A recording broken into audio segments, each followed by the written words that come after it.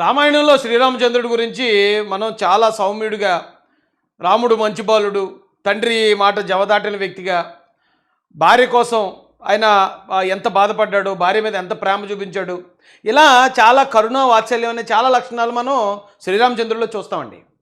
కానీ అదే శ్రీరామచంద్రుడు అవసరం అయినప్పుడు చాలామందిని పరలోకానికి పార్సిల్ చేసాడు ఆయన. ఎందుకంటే ఆ టైంలో చాలామంది మునీశ్వరులు, ఋషులు అక్కడున్న పరిస్థితుల రీత్యా లోక కళ్యాణం కోసం పెద్ద పెద్ద యజ్ఞాలు దేవుడి కోసం చేస్తూ ఉంటే, ఆ యజ్ఞాల్లో అక్కడున్న రాక్షసులు ఆ యజ్ఞాల్ని భగ్నం చేయడానికి ఏది పశువులను చంపేసిన ఆ రక్తం, మాంసం అందులో వేసి దాన్ని కలుషితం చేసి దాన్ని నాశనం చేయడానికి ప్రయత్నించేవారు. అలా ప్రయత్నించే వాళ్ళని శ్రీరామచంద్రుడు చాలా మంచోడు. ఆయన తండ్రి అంటే ఇష్టం, భార్య అంటే ఇష్టం, అన్ని మంచి లక్షణాలు ఉన్నాయి ఆయన దగ్గర. కానీ తప్పుడు పని చేసే వాళ్ళని శిక్షించడంలో ఒక్క క్షణం కూడా ఆలోచించేవాడు కాదు. రామాయణం ప్రకారం చాలామంది రాక్షసుల్ని పరలోకానికి పార్సిల్ చేసేసిన చరిత్ర. అయితే ఇక్కడ వైఎస్ఆర్సీపీ కూడా సేమ్ ఆ రాక్షసుల్లాగే బిహేవ్ చేస్తుందండి. ఇక్కడ ప్రజలకు ఉపయోగపడే ఏ గొప్ప యజ్ఞాన్ని, ఏ అభివృద్ధి కార్యక్రమాన్ని కూడా నాశనం చేయడానికి రాక్షసులుగానే నీచంగా ప్రయత్నిస్తున్నారండి. కొన్నిసార్లు చాలామంది అడుగుతున్నాను, నన్ను రాయేష్ ఎందుకు అంత పెద్ద పెద్ద మాటలు, అంత కోపంగా మాట్లాడతావు ఎందుకని. నేను జనరల్గా అందరు విశ్లేషకుల్లా అది ఖండిస్తున్నాను, ఇది ఇలా జరగకుండా ఉండాల్సింది, దాన్ని మేము ఇలా ఖండాల ఆ టైప్ మాట్లాడలేను నేను. ఎక్కడన్నా ఒక అన్యాయం జరుగుతుంది అన్నప్పుడు ఏట్రా ఇంత దరిద్రంగా బిహేవ్ చేస్తున్నారు, ఎందుకు ఇంత అన్యాయంగా కేవలం అధికారం కోసం ఎందుకు ఇన్ని అన్యాయాలు చేస్తున్నారు, ఎందుకు ఈ రాంగ్ ట్రాక్ పడుతున్నారు వీళ్ళనే ఆ బాధలో నుంచి ఆటోమేటిక్గా కొన్ని మాటలు తన్నుకొచ్చేస్తాయండి. అయితే ఈరోజు మీకు ఒకటి అప్పుడెప్పుడో సినిమా వచ్చింది. ఆ సినిమాలో క్లైమాక్స్లో ఒక సీన్ ఉంటుందండి. ఆ సీన్ యథాతథంగా ఇప్పుడు మన రాష్ట్రంలో అదే జరుగుతుంది. ఒకసారి ఆ సీన్ ఏంటో ముందుగా మీకు చెప్తాను. అందులో అర్జున్ గారు, ఆయన చాలా నిజాయితీపరుడు. ప్రజలందరూ అంటే ఒకరోజు సీఎం అనేది జరుగుతుంది ఇంటర్వెల్ వరకు, తర్వాత ప్రజలందరూ వచ్చి లేదు మీరే బాగా పరిపాలించారు, ఖచ్చితంగా మీరే ఉండాలి అని అర్జున్ గారిని సీఎంగా నెగ్గిస్తారు. ఎలా? జగన్మోహన్ రెడ్డి గారిని 19 నుంచి 24 దాకా చూసి అయ్యి బాబా అసలు జగన్మోహన్ రెడ్డి వద్దని చెప్పి చంద్రబాబు నాయుడు గారిని, లోకేష్ గారిని, పవన్ కళ్యాణ్ గారిని మళ్ళీ 164 సీట్లు ఇచ్చి ఎలాగైతే తెచ్చుకున్నారో సేమ్ అలాగే ఆ ఒకే సినిమాలో కూడా అర్జున్ గారిని గెలిపించుకుంటారండి. గెలిపించిన తర్వాత అరే ప్రజలు నా మీద ఎంత నమ్మకం పెట్టుకుని గెలిపించారు, ఖచ్చితంగా వాళ్ళకి మంచి పని చేయాలి, ఈ అభివృద్ధి కార్యక్రమాలు చేయాలని ఆయన ఉదయం నుంచి సాయంత్రం దాకా తలమునకలు అయిపోయి ఉంటాడు. అయితే జగన్మోహన్ రెడ్డి గారు అంటే ఈ వైసీపీ పార్టీ లాంటి రఘువరన్ ఉంటాడు విలను. అతనేం చేస్తుంటాడు? కుల విద్వేషాలు రేపటం, కులాల గొడవలు రేపటం, లేదా ధర్నాలు రాస్తారోకోలు అంటాం, లేకపోతే అక్కడక్కడ బాంబులు పెట్టించడం, గవర్నమెంట్కి అసలు మనశ్శాంతి లేకుండా చేస్తుంటాడు. అర్జున్ గారికి మనశ్శాంతి లేకుండా చేస్తుంటాడు. చివరికి అర్జున్ గారు తల్లిదండ్రులను కూడా చంపెత్తాడు. అయితే ఇవన్నీ చూసిన అర్జున్ గారు అబ్బాయి వీటితోటి ఇలా ఉంటే ఇక రాష్ట్రాన్ని ముందుకెళ్ళనిచ్చలేడు, సరే ఏదో చేద్దాం రా అని చెప్పి పిలిపిస్తాడు.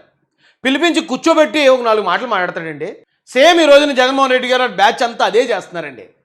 ఇప్పుడు మన రాష్ట్రానికి మైక్రోసాఫ్ట్ అధినేత బిల్ గేట్స్ గారు వచ్చారు. ఆయన గతంలో ఒకసారి ఉమ్మడి ఆంధ్రప్రదేశ్ ఉన్నప్పుడు హైదరాబాద్లో కూడా చంద్రబాబు నాయుడు గారి ఆహ్వానం మేరకు ఆయన హైదరాబాద్కి వచ్చాడు. మైక్రోసాఫ్ట్ అనే కంపెనీ ఆంధ్రప్రదేశ్కి వచ్చింది. దానివల్ల ఎంత అభివృద్ధి చెందింది, అక్కడ ఉన్న సైబర్ సిటీ, ఎన్ని ఉద్యోగాలు వచ్చాయి, ఎంతమందికి అవకాశాలు, ఎన్ని జీవితాలు బాగుపడ్డాయి అనేది మన అందరికీ తెలుసు. ఇప్పుడు అమరావతి, మనం విడిపోయి ఉన్నాం రాష్ట్రం, అమరావతి ఇప్పుడే నిర్మాణంలో ఉంది. ఇలాంటప్పుడు అలాంటి పెద్ద వాళ్ళు అసలు రారు మామూలుగా. అయితే లేదు ఇప్పుడిప్పుడే స్టార్ట్ అవుతుంది కదా రాష్ట్రం, ఇప్పుడు మేము వచ్చి ఏం పెట్టుబడులు పెడతాం, లేకపోతే ఇప్పుడు మేము అక్కడికి వచ్చి ఏం చేస్తాం అంటారు.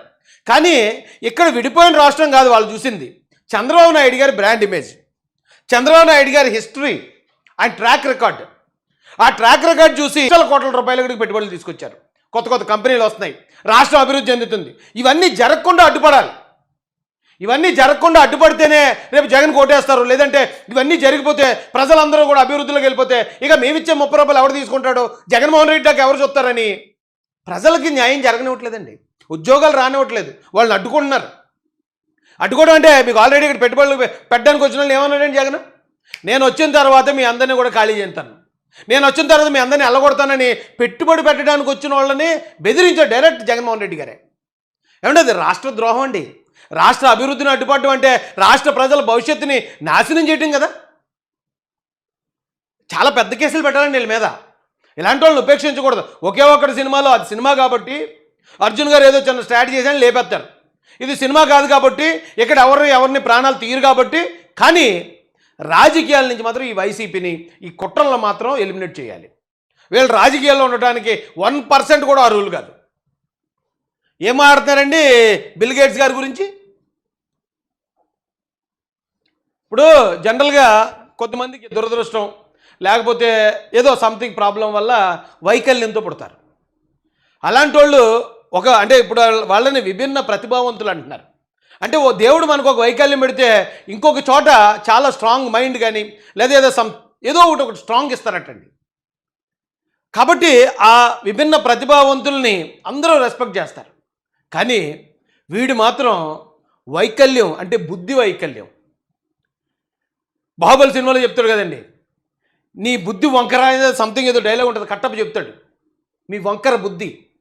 ఆ వైకల్యం ఉంది. ఇడు మనిషి ముఖమే అసలు వాస్తు ఉండదు. ఇడు ముఖంలో వాస్తు లేకుండా ఏదో ఒక దరిద్రుల్లో ఉంటాడు ఇడు ముఖం చూస్తే.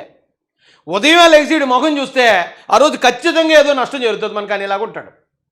ఎక్కడికైనా వెళ్ళేటప్పుడు కానీ ఇడు ముఖం చూస్తే ఇడు అమ్మ ఆ పని అవ్వదు, సర్వనాశనం అయిపోద్ది అన్నట్టు ఉంటాడు. అంత దరిద్రుడిలో ఉంటుంది. నిష్ఠ దరిద్రుడు అనే ఓ పదం ఉంటుంది. అసలు ఆ పదవి ఎందుకు సృష్టించారా అనుకున్నాను, వీడి గురించి అయి ఉంటుంది. ఆ నిష్ఠ దరిద్రుడు అనే పదానికి యాప్ట్ అయ్యే వీడు బిల్ గేట్స్ గారి గురించి మాట్లాడుతున్నాడు. అంటే జగన్ గారు ఇచ్చారు, అంటే మొత్తం స్క్రిప్ట్ వచ్చింది మొత్తం ఐసీపీ వాళ్ళందరికీ, మీరు ఇలా మాట్లాడండి, ఇలా తిట్టండి, వచ్చిన వాళ్ళందరినీ తిట్టి పంపించండి. మన రాష్ట్రానికి ఎవరైనా ఒక మంచి వాళ్ళు వస్తే వాళ్ళని తిట్టి పంపించండి, వాళ్ళని అవమానించండి, మళ్ళీ ఈ రాష్ట్రం వైపు చూడకుండా చేయండి. ఈ రాష్ట్రం ఇలాగే నాశనం అయిపోవాలి తప్ప ఇది డెవలప్ అవడానికి లేదు అని. ఇది రాష్ట్రద్రోహం, దేశద్రోహం కూడా. ఓ రాష్ట్రాన్ని నాశనం చేయడం అంటే దేశాన్ని నాశనం చేయడమే కదా. దేశద్రోహులు నా కొడుకులు అందరూ. మైక్రోసాఫ్ట్ అధినేత అనారోగ్యాలు పెంచడానికి ప్రయత్నిస్తున్నాడని నోటికి ఏదొస్తే అది వాగుతున్నాడు ఈ నిష్ఠదరిద్రుడు. మళ్ళీ ఎలా చెప్తున్నాడండి, పైనుంచి ఇలా కిందకి చెప్తున్నాడు. అంత దరిద్రుల్ని మరి ఆ జగన్ ఒక్కడే భరించగలడండి. అతను ఒక్కడే మెయింటైన్ చేయగలడు ఇలాంటి వాళ్ళని. నోటికి ఏదొస్తే అది వాగేయటమే, నోటికి ఏదొస్తే చెప్పేయటమే. మీకు గతంలో గుర్తుందండి? ఒకసారి ఈ ఏదో మాటలు వినే ముందు మీకు గతంలో ఒకటి గుర్తు చేస్తాను రండి.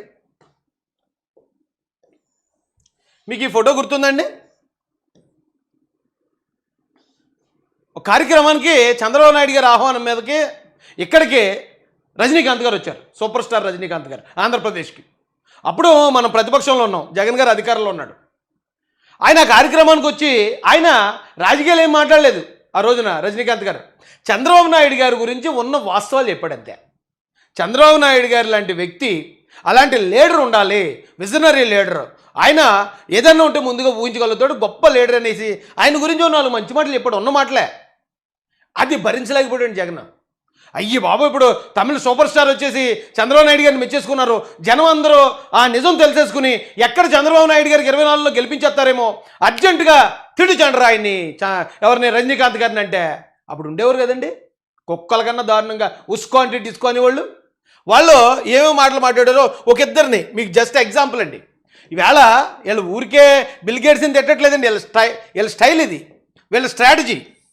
ఎవరన్నా ఒక మంచోడు వచ్చి ఒక మంచి మాట చెప్పాడంటే చంద్రబాబు నాయుడు గారి గురించి, అతను ఆ చెప్పినోడిని తప్పుడు వ్యక్తిగా చిత్రీకరించేయాలి, అతన్ని తిట్టేయాలి, అతన్ని బదనాం చేసేయాలి. ఏం దరిద్రుడు రా బాబు ఇది.